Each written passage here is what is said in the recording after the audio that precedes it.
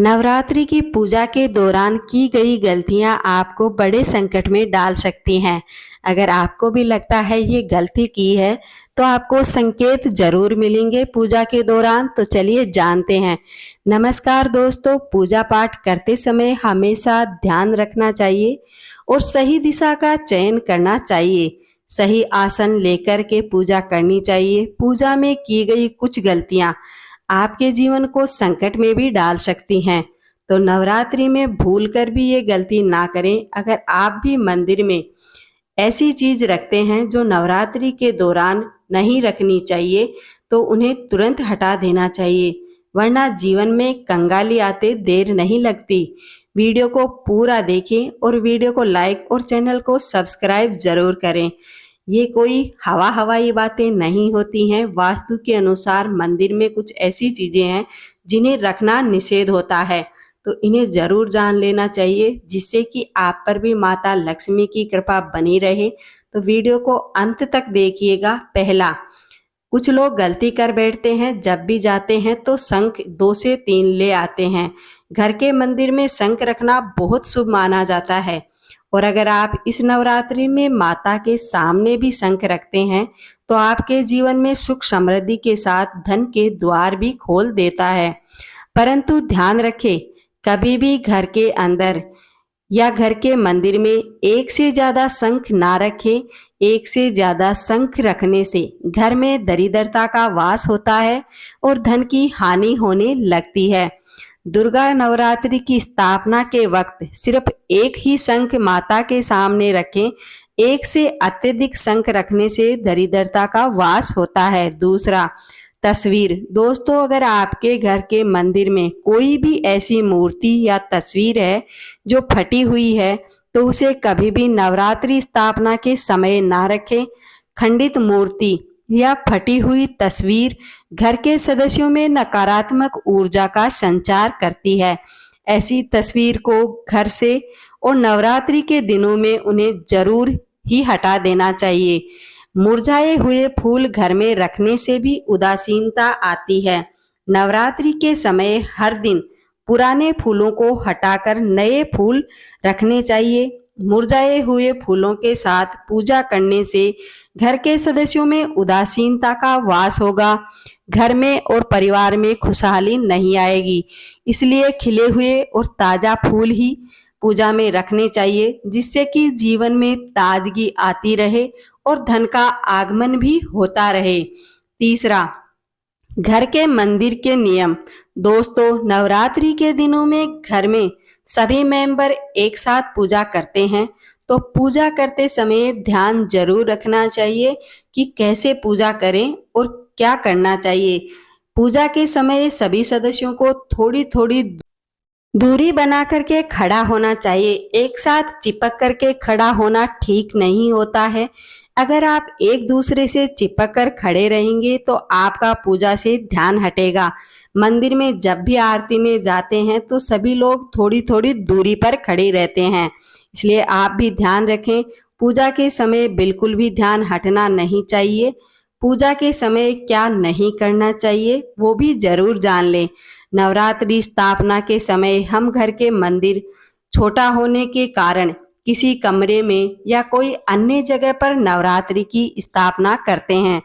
अगर आपका घर छोटा हो तो एक कमरे का हो, तो ध्यान रखें कि किसी भी जगह पर माता की स्थापना ऐसी जगह पर ना करें जहां पर टॉयलेट, रसोई या सीढ़ियां हो। ऐसी जगह पर माता की स्थापना या मंदिर का बनना उचित नहीं माना जाता है। इससे अनिष्ट हो सकता है, इसलिए ऐसी जगह पर कभी भी मंदिर ना रखें।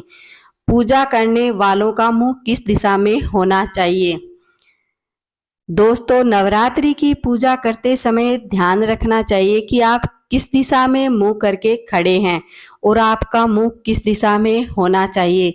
सही दिशा में मुंह रखकर पूजा करते हैं तो उसका उचित फल प्राप्त होता है, परंतु कई बार गलत दिशा में मुंह करके खड़ा होने से उसका उचित फल नहीं मिलता या बहुत देर से मिलता है।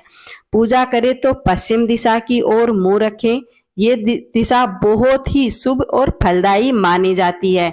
परंतु अगर आप चाहते हैं कि सबसे शुभदायक दिशा में मुंह रख के पूजा करना है तो पूर्व दिशा की ओर मुंह करके पूजा करें। ये अत्यंत ही फलदायी होती है और सुविधादायक होती है, जो जीवन की सुख समृद्धि और धन का वास लेकर के आती है।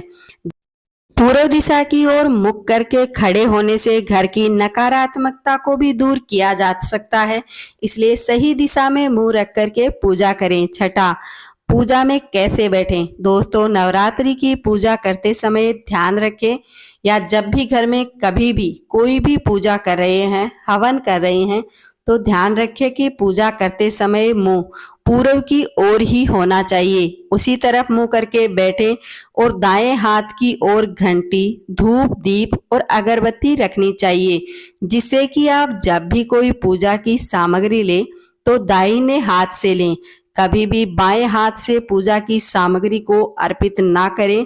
बाएं हाथ से अर्पित करना अशुभ माना जाता है, इसलिए पूजा सामग्री को हमेशा अपनी दाईं तरफ रखना चाहिए। दाईं तरफ रखना बहुत ही शुभ माना जाता है। सातवां, पूजा सफल होने के संकेत। दोस्तों, अगर नवरात्रि या पूजा के दौरान आपको कोई ये संकेत मिल जाए तो समझ जाना कि आपकी पूजा सफल हो गई है, भगवान ने आपकी सुन ली है। अगर पूजा के दौरान आपके घर में अचानक से कोई मेहमान आ जाए जिसका आपको कोई अंदाजा ही ना हो, तो इसका अर्थ होता है कि भगवान आप पर मेहरबान हैं, भगवान आप पर बहुत प्रसन्न हैं, इसीलिए आपकी प्रार्थना भी भगवान ने सुन ली है। अचानक से मेहमान का आना शुभ संकेत होता है। आठवां, आंख में आंसू का आना।